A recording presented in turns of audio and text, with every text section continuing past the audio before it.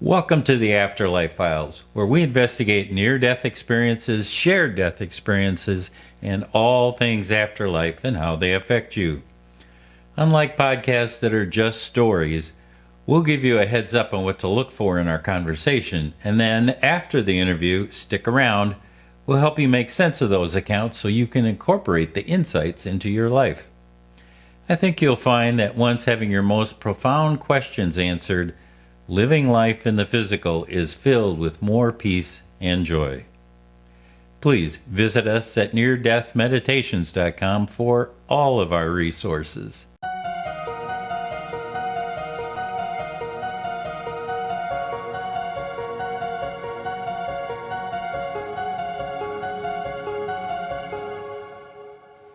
I've known Kevin for some time. He was an adept student in my near-death experience intensive retreat. And when we get a chance to talk, we typically have conversations about the nature and force of consciousness, not your everyday coffee chat among friends. And for that, I'm forever grateful. Kevin describes himself as currently living in the Los Angeles area, where he is an artist with degrees, writer, entrepreneur, and lifelong experiencer of the grace and love of spirit. Isn't that wonderful? So, when I found out that Kevin's long gestating book was being published, I rushed to get him on this show. I know you'll be impressed and enlightened with what he shares during our interview. When our interview ends, Kevin summarizes by saying, and I quote, "All of the moment is now. There is no future, there is no past, there is just now. Yes, you have the potential and the capability of experiencing who you are. You have the potential to be a creator. Start to focus your life on your relationship with spirit, and all things will change." Isn't that lovely? I think it's important to have this frame of reference going into the interview. What to listen for? How he builds his case to this conclusion. Here's our interview with Kevin Jeffers.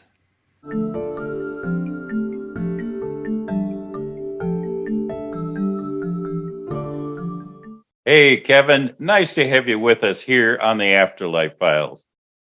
Scott, thanks for bringing me on.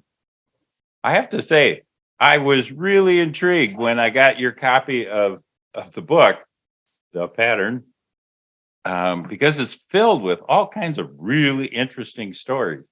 And first off, I didn't realize that furniture like Lazy Boys was such an important part of, our spiritual development. So let's start our interview with that.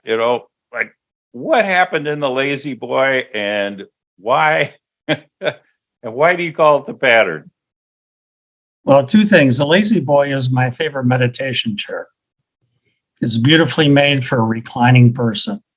So I sit in that chair and I'm in a good frame of mind to release. And the pattern is an experience I had when I was much younger, a very vibrant, intense experience that has never really left me since that happened. And how did you experience this pattern? I lifted my consciousness out of my body. So I wanted to be clear on that point because that's the process. I don't call it out of body because I don't look around and see a glowing image of myself. It's just the mind going out. And the mind was going out and doing the usual exploration to see what's what, which I like to do.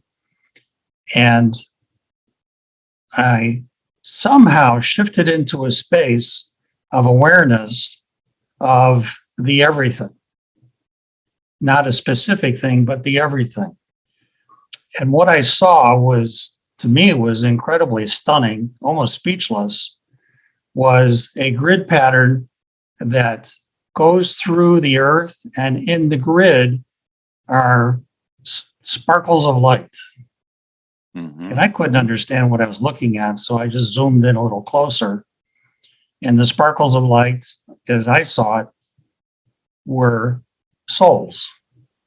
Each of us, and I saw myself, had a location in the grid. And the grid is a structure that was devised by the creator to help us move through early phase consciousness into the point where we can release our consciousness out of our physical body and move on to the next thing to do. So is the pattern and the grid the same thing? Yeah. The grid was the grid. And then I tried to think of a name that made sense to me. When I saw the integration of the creator's consciousness within the framework of the grid and the individual souls located in the grid, then I decided, well, that looks like a pattern to me. Got it. So what's the significance of this grid? And how do we become aware of it? The first part is the significance in my own particular case. I don't speak for other people. Was that experience of the light of the grid and the light and the presence of creator permanently became a part of my consciousness. And when I linked to that, I noticed that I was seeing more things, interesting things, more informed about what I was looking at. So from my experience, the pattern is embedded in me. And I don't know what the location is. It's all of me. And it's all of you in terms of here we are in the three-dimensional world, and we're moving through it to something more interesting. Well, to me, the embedding of the experience of the pattern was in my energetic field. Okay, got it. There was really no connection to the body. The body was just the tool that I use in my life. When I step out, it's as an energy body. And it was at that point where I was imprinted with the pattern. And once you discovered this pattern, what impact did it have on you? What was your aha? It wasn't a one aha. It was a long, continuous aha. It was my consciousness beyond the body started to expand and experience more things. Not only my personality and my city and the planet, but moving out into encompassing all that is. It was a very, I guess I could say, enlightening experience for me. And it showed that we are connected via this grid to all the other souls that are out there. Everyone is connected. Everyone is intertwined and bonded to each other. And the pattern is just simply the design put in place by the creator. And this is what I experienced of us, you, me, everybody is in a process of evolving our consciousness from primary consciousness to an expanded, almost spiritual consciousness. And so this pattern really exists all the time. So it doesn't make any difference whether we're alive or dead or It's there all the time. It doesn't go away. It's a part of who we are. And it constantly informs us about, the pattern constantly informs us about the state of our own consciousness, our soul's consciousness. There we go. And as most people working through their body generally have the experience of self-consciousness in spirit readily available. So this really doesn't make a difference whether we're alive or dead in this particular incarnation. Well, you're an evolving entity, and it doesn't matter whether you're alive or dead. You're evolving. You live this life, you die, you go into spirit, and then probably you come back and do it all over again. Just to be clear, it sounds like you discovered this when you were a young man, and you've been able to go back to this pattern time and time again have as you explore it further. It's interesting. It's not like going back. It's like it's always there. And when I choose to be conscious of it, it's there.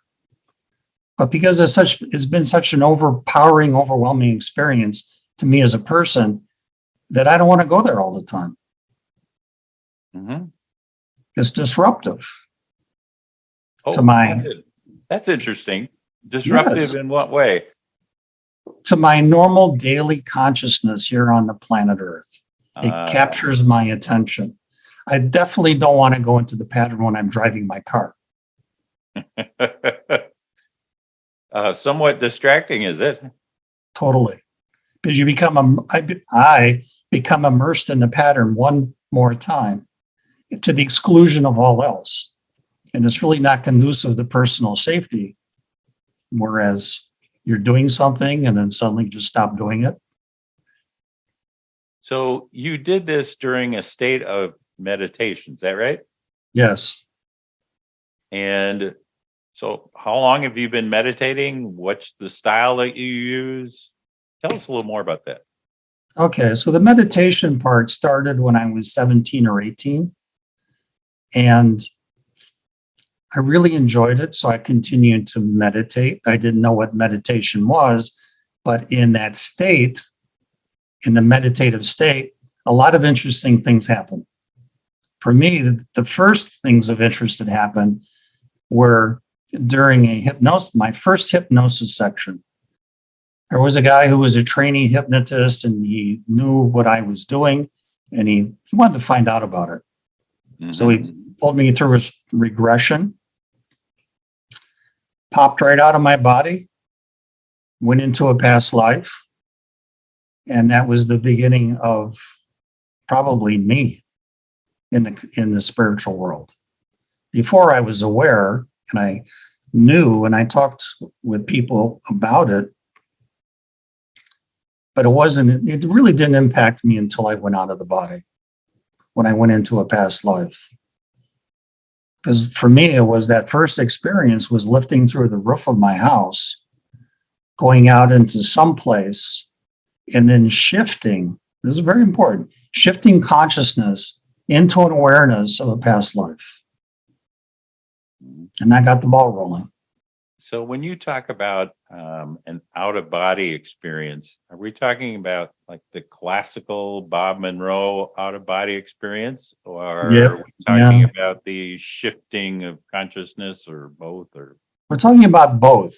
First, I went out of the body, which I didn't know what was going on. Okay. Yeah, and that would be weird, wouldn't it? Totally weird, but it was cool because I'm above the house and I see the house and I see the yard and the car. It's just great stuff. For someone who's never done this before, it's really cool stuff. Then, for some reason, probably under the direction of the hypnotist, I started regressing into past lives. And then I had my first impactful experience of a past life. So did you start out, speaking of Bob Monroe, did you start out using binaural beats? Do you use them now? No, that's a recent development. I've been doing this for more than 50 some years, 50, 55 years. And I never had, until recently, the experience of the hemisync. So what's the method that you use to get into these deep states of consciousness that allows you to recognize that the pattern is there? Well, initially it was just meditation. It was being open and aware, releasing of the body, and being available to the experience of the pattern. Then probably the deeper levels of meditation occurred as I got older, more experienced, and I had a continuous experience of healing and spirit and life regression. And all of those things, I think, came together to push me into a deeper state of meditation. You said a little bit ago that this knowledge of the pattern has helped really inform your life. Um, Talk more about that kind of what that impact is. And, obviously it caused you to write this book. So, what's the thing we should take from that? Well, the experience of the pattern, which I think is a gift that I engaged in, opened my awareness of spirit, spiritual consciousness. And then inevitably you get to the point where have you been and where you're going? And then you get to another point, it's, hey, what the heck is this stuff? Where does it come from? How does it happen? And then beyond that point, you learn that you are eternal. You're a forever being. And you're in the grips of spirit in encouraging you and pushing you to develop your consciousness. I don't see the end game as having a perfect body or perfect mind. I see the end game as releasing from the earth cycle and moving on with who you are. Okay. So how did you come to this knowledge? What were the hard lessons that you learned? Well, I think I've had a lot of hard lessons. Traveling, being in the body, traveling, it's all hard lesson. That's just a part of life. I think that the completing process of experiencing the pattern is in the things that I did. It's like building a building. You got a cornerstone, and then you build, and you've got a window and a door and a roof. It's all about building who you are, building your consciousness. So you start out with one brick, and then hopefully you end up with a whole house. So I seem to remember you talking about the role of belief systems and how they need to, go away. And am I right on that? Totally. Think about it. When you started in this life, you did what your parents told you to do. Then you discovered gravity. Gravity told you what to do. Then you discovered the forces of nature, and that told you what to do. So you started creating a belief system that when certain things happen, they mean something. And then as we get older, get a little more sophisticated, we start thinking about religion, philosophy, theology. And again, we encapsulate our reality by formalizing our view of the world and the universe. Those are beliefs. So what I learned in my experience is that we need to release our beliefs and stay with the pure experience of spirit. And that's a big one. That's a real big one. Talk about an experience that got you to that place. Well, yeah, that's a little hard to answer. It's a cumulative thing. It's not like one day arriving, you're driving your car, you go to a friend's house, and you're there. Mm-hmm. It's more like you're driving because you have a car. Why do you have a car? The car does what? And what are you doing? And what are you doing?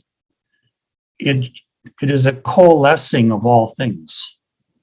So it's not like you knock on a door and you arrive there one day. You are who you are cumulatively. You are who you are cumulatively. Give us an example of a lesson that you had that was particularly meaningful. Well, okay. My first meaningful experience in spirit and working with spirit was that a long time ago in 1977, I got a phone call from my mother, and my mother said to me, "Your brother's been in a hockey accident. He was in his last game of his career as a college hockey player, an All-American, very, very good." And that was a shocking thing to know. He'd been in an accident. It was possible he broke his back. No one is quite sure yet. This was still early stage before x-rays and examination started that day. And I drove to St. Louis, University of St. Louis, and went to the hospital where he was located. And I walked in the door and I was shocked. This is someone I love. This is a family member. He was laying in a striker frame. A striker frame. A striker frame. A striker frame is like an iron frame that people with back injuries are put into. I don't know what they do these days, but in those days, they would strap you into a frame and turn you upside down, so you're looking down. So there's no pressure on the back, and you're immobile. You're immobile. Very important. So on the drive to St. Louis, I went into an altered state of awareness, and I was too young to really understand what was happening. It seemed like I was being possessed of a spirit who was preparing me for something. And it took over the ride. It's a 6-hour ride from Chicago down to St. Louis. And I spent 4 hours of it in the back seat, zoned out, not asleep, aware. But things were moving inside of me. They were moving inside my head and my body. And I had never experienced this before. So when we got out of the car and went into the room and there wasn't a striker frame, I knew that I had a thing to do. And since I had been doing healing for many years, I said, let's start there. And I asked the nurse to leave and my sister to leave. My mom wouldn't leave. So I walked up to the foot of the bed and I felt something come out of me into my brother. It was a force. It was real. It was tingling. My hands were almost on fire. It felt like they were on fire. And this continued for a while. And then it ended. I was empty. There was nothing left. Everything had gone out. I was exhausted. So I sat down, collected myself, and went back out in the hallway to sit with the family. Then about an hour later, the doctor was looking at x-rays of my brother's back, and he started swearing. So that's an interesting reaction. Okay. Definitely swearing, wondering who the idiot in the x-ray department was that sent up the x-rays from before. Because now the back was in its entirety fused back into the spine. So he was very annoyed. He wanted to know who the knucklehead was that sent the old x-rays up, because they don't match the x-rays at that moment. Oh, I get it. Okay. So it really did turn into a healing. His spine was back to normal. Yes. And it's all documented with the hospital. They still can't figure it out. And finally, my mom said, what happened? He said, I don't know. It's special, because these things don't happen. Yeah. So what did your brother experience when you were messing with his feet? Well, he was laying in a striker frame and he was pretty zoned out. He was on a little bit of morphine and he was in pain. And he said, Kevin, I couldn't figure out. You were standing on each side of the bed, the head, the foot, the side, the other side. And you had your arms stretched out and there was light coming from you. Really? So you had, according to him, you were in multiple locations, 4 or 5, whatever. Mm-hmm. And each one of them giving energy to him. All right. Yeah. And the room, to be clear, the room is fairly crowded with what I call spiritual assistants, healers in a spirit form. They were generating the energy. They were generating the direction. And when I do healing, I don't zone in on something and try to figure out what's going on. I make myself available and turn who I am over to spirit. And spirit is the intelligence of the healing. So I stand back and say, I didn't do anything. I was just present in that room because that's all that was needed. So you had put yourself into a meditative state.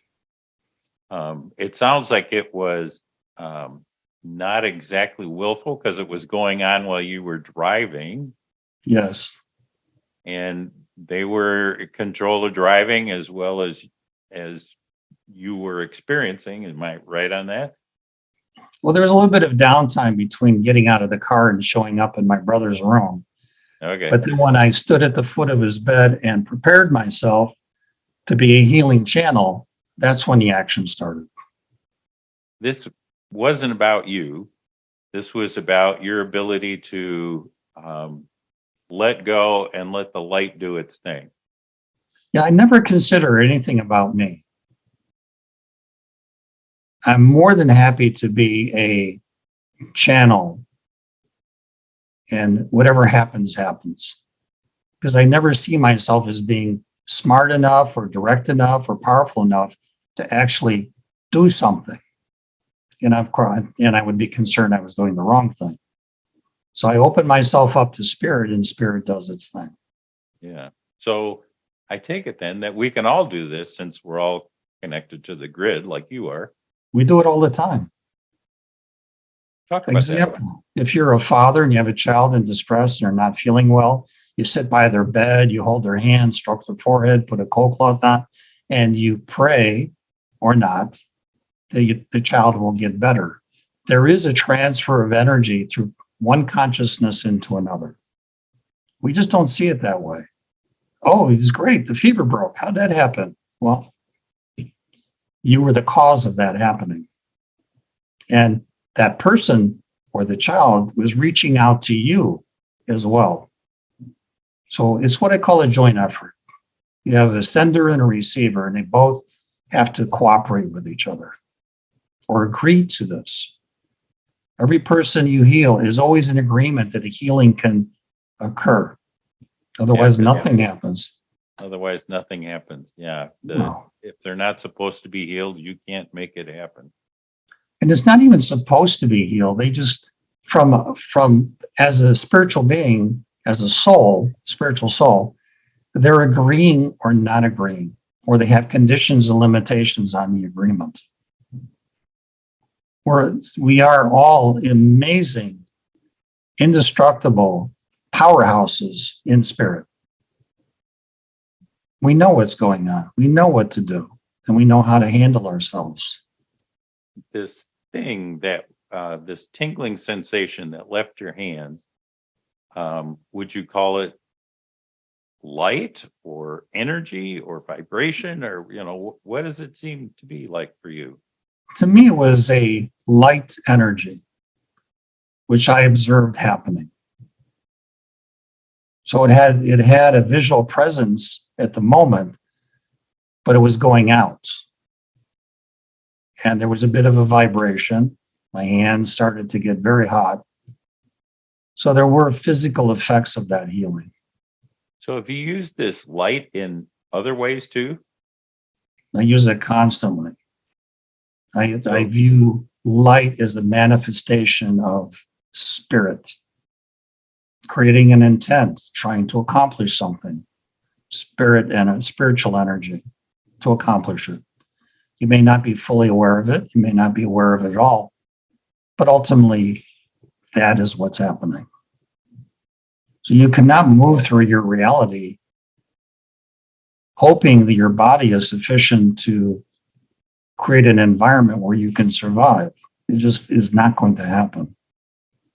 There has to be agreement among all elements of your reality. So focusing on that light, how do you do that, and how does that work for you? I put myself in a meditative state. I gear down my brain. I open myself to God, and then things start to happen. It sounds like there's intent involved here. I have to intend for a healing to occur, and the recipient needs to intend that they get healed. Otherwise, you're just two people with running on different tracks, different agendas. But you focus on this light in situations other than healing situations.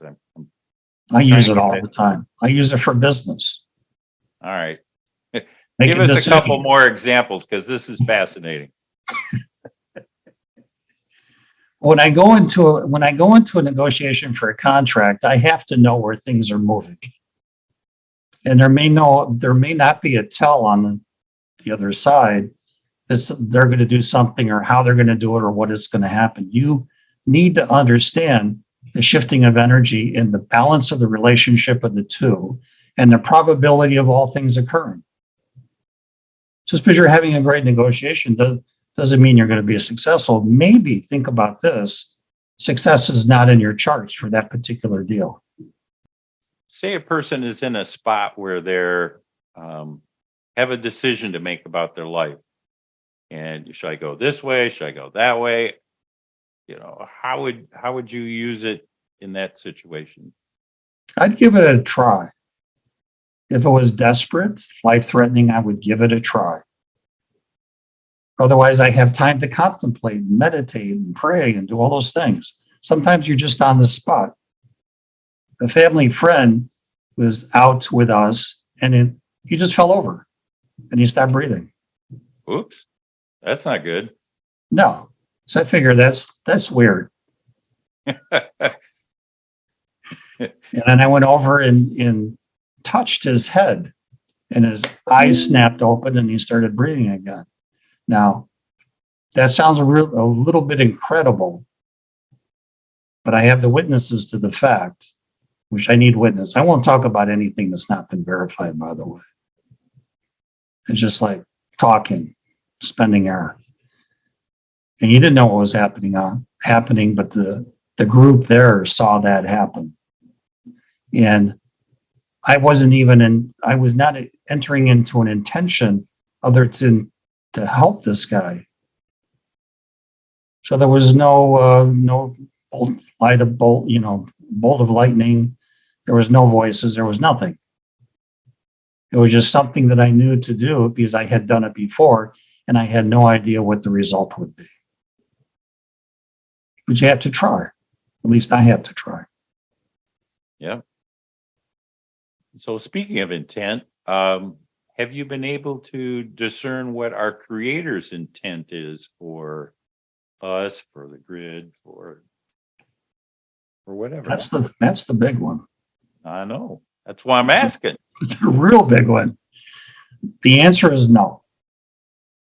I can see trending. I can see energy displacement. I can see things happening, but what the cause is and what's powering that and what the result is, they're not clear to me. I have my one little slice of vision. Meaning that you can see for yourself, but not other people? No, I can see the example. I can see the pattern. I can see the disbursement of energy. I can see the relationships of people that I'm involved with or interested in how the pattern's influence affects their lives and my life. Not everyone really cares. They live their life, they make the money, they take care of their family or whatever they do. They're just not present and experiencing the energy of spirit. One of the things I know, because we've talked before, is that you do retrieval work. And in your book, you talk about some of the things that happened in the Ukraine for you. So tell us a little about that. Well, I've been doing retrievals for a very, very long time. I don't even remember when I started. It's been so long.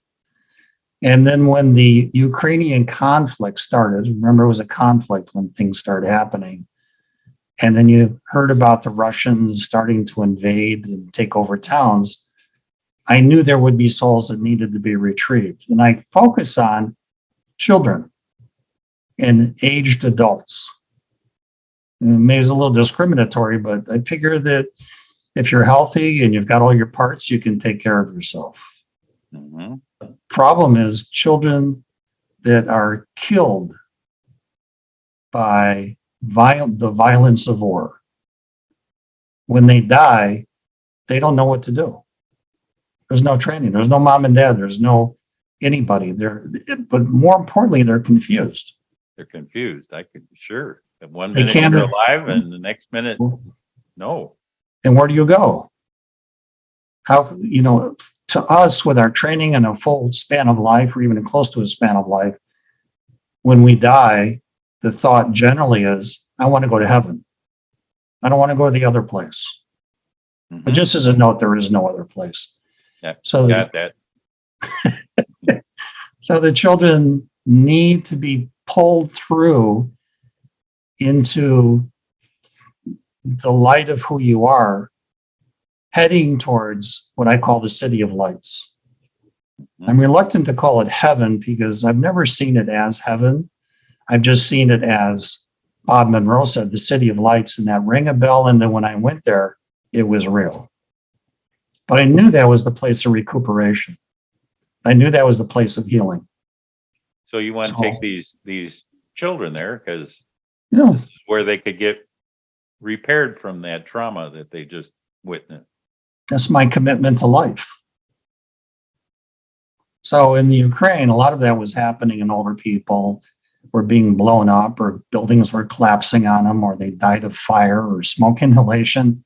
All traumatic experiences don't necessarily mean transition to heaven, transition to the city of lights. It means generally they're confused. They need guidance, they need direction, they need assurance. So in one particular case, I went to a building that had just pretty much just been blown up. It was rubble on rubble on rubble. Oh, yeah. Okay. And I'm thinking, well, probably there are some either people or bodies down in the rubble. And I felt a pull by a woman who was in the rubble, but she had been kind of blown up.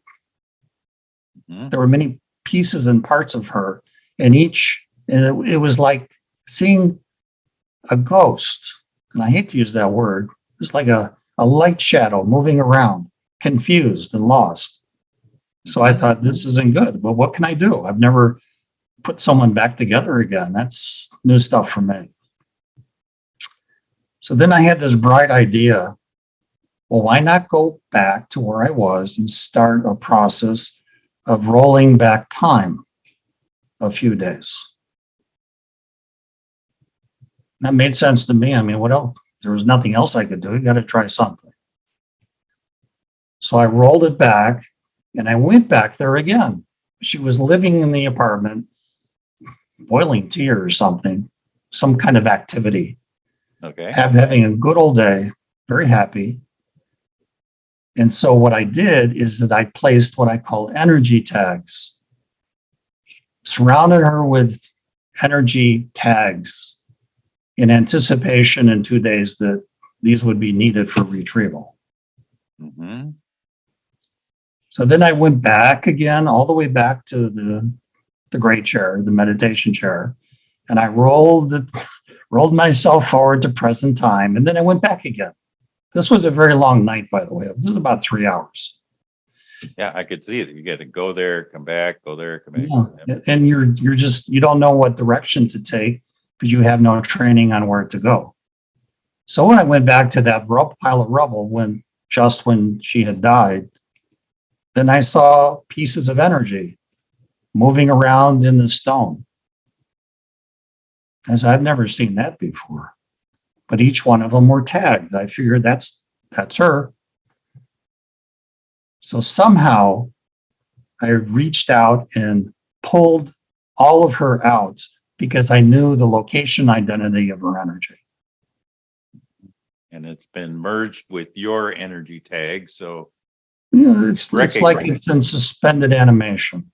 Mm-hmm. You pull it out and it's there, and then it doesn't know where to go because it doesn't know what it is. There's the soul, the lady's soul, asking for help, but all the little parts didn't know what to do. So the parts came together when they were pulled out of the rubble, and then the rest of it was easy. Move with her in light to the city of lights and let the experts take over, the master healers. Nice to have a backup team, hey? Yeah. I feel like I'm a taxi. I get called, the meter starts, go to destination, drop them off, and then go back again. Or in this case, I was so tired, I went back to my meditation chair and kind of faded out there. It's very, very draining work. But I use that technique a lot. And then it's been of great assistance to me because everyone is tagged with energy. Everyone. So this, when you talk about the technique, you're talking about the tagging or just the whole. I'm talking about the tagging. Going backward, going forward, that was more like creative invention. Something had to be done. I didn't get it. I probably knew exactly where everything was because in spirit, you know everything, you see everything, you experience everything. But from the human side, it was just bits and pieces. Got it. Well, that's part of our belief systems that we have to let go of, right? That, the idea that we can move forward and backwards and that we can help energy coalesce and that we know what to do with it when we get it and take it to the master. I can only speak of myself to myself. I agree. And the problem with the beliefs that I've dealt with all my life is that the beliefs restrict the action. But now that I've experienced the pattern and I'm getting a bit older and a little more, my energy is a little more thinned out, I'm seeing more. What was your intent for the book? Clearly, you wrote it for some reason. Talk about that. That's a good one. I started the book about 30 years ago. Oh, so this is a quick process. Yeah, it just a flash of light. So I wrote the whole book and then I put it on a shelf for 30 years because I didn't know what to do with it. And I thought probably it was full of junk, beliefs, systems of belief, guesses, estimates. So I put it off on the side. Then a couple of years ago, I felt the impulse to bring it off the shelf and clean it up, go through it, and make a book out of it. So when people read this book, what do you want them to take away?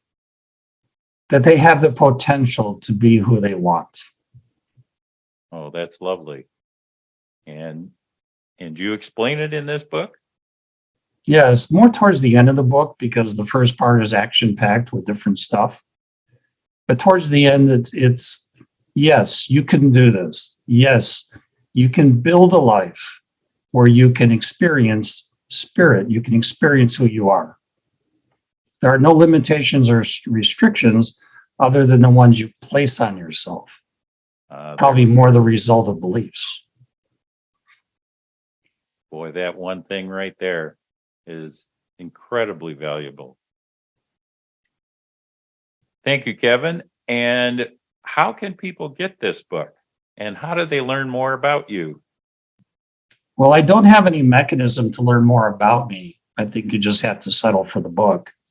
But the book is available on Amazon and Kindle as a paper book and as a Kindle book. It's a fairly new posting. I just completed this whole thing a couple of weeks ago, and now it's on Amazon. So people can go if they like Kindle, which I personally prefer because you don't have a bunch of books laying around your room. You can pull it out of Kindle or just get a paperback.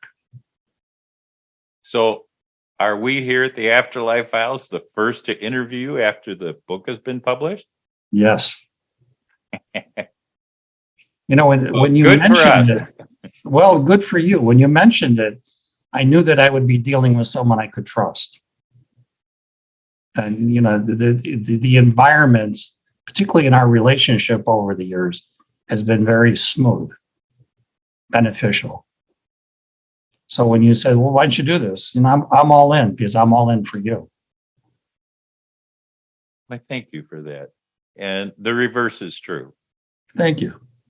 Yeah, this is quite an accomplishment to try to describe things that are in essence ineffable. And Well, my next book that I hope doesn't take 30 years to write, because I don't think I have 30 years, is about. Isn't that a belief system? I wouldn't want that. No, thank you. I don't want to be one of those old folks in a wheelchair. I want to enjoy my life and then go out. So I have another book planned, and it's all about soul retrieval. Fascinating stories there. 10, 15 years of real live retrievals of people that could not exit out from the earth atmosphere. They're pulled into it because of their beliefs and their emotions and their angers. So many people need to be helped out, particularly children. Children really tug at my heart because they don't know what to do. They don't know what to do. So is there one last thing that you would like to leave our audience with that we haven't covered that you're dying to talk about? No. Okay, we'll edit that out. Now, to answer the question, all in the moment, Scott, all in the moments of now. There is no future, there is no past, it's just now. So there's no one thing other than, yes, you have the potential and the capability of experiencing who you are. You have the potential to be a creator. So my takeaway would be, start to focus your life on your relationship with spirit, and things will change. Now, from a business point of view, I've only become more successful with my understanding of energy flow. So that was a real benefit in a practical world. But I think the other benefit in spirit is a much, much greater value to each of us. And that seems like the perfect note to end on. And everybody, just as a reminder, here we are. Try to get the fingers out of the way. The Pattern by Kevin Jeffers. This is a fascinating read. Thank you so much for being with us today. I thoroughly enjoyed this. Thank you.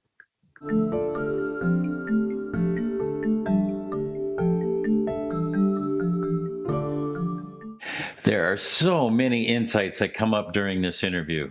Just to be clear, these are from my viewpoints, but that's why you watch the Afterlife Files, to gain perspective by using more than one lens with which to view this rich information. Right off the bat, he confirms for us that we are essentially beings of light, intertwined and connected to each other through what he experiences as the grid, and that this grid is an integral part of who we are as forever beings, both individually and collectively. By connecting and using the grid, we can assess the state of our own consciousness. He affirmed that we cannot be separated from this pattern. However, we can choose to engage or not engage with the grid as we desire. Okay, number 2. I found it helpful to listen to his discussion about how to use light energy for healing. I particularly liked his emphasis on both the sender and the receiver agreeing to be healed. Also, I've trained hundreds of people on how to do soul retrieval. If that work interests you, I would encourage you to check out this skill. It can be really rewarding. And I also liked his comment on how amazing, indestructible, and powerful we are as spirit. I found too often that folk think of themselves as too small. They accept what others say is their role and thus limit their curiosity and capabilities. It's one of the most important beliefs that we have to throw away. And lastly, I found his basic methodology simple and effective for meditation, whether or not you use binaural beats, and that is, put yourself in a meditative state. Now you can use a lazy boy recliner or not.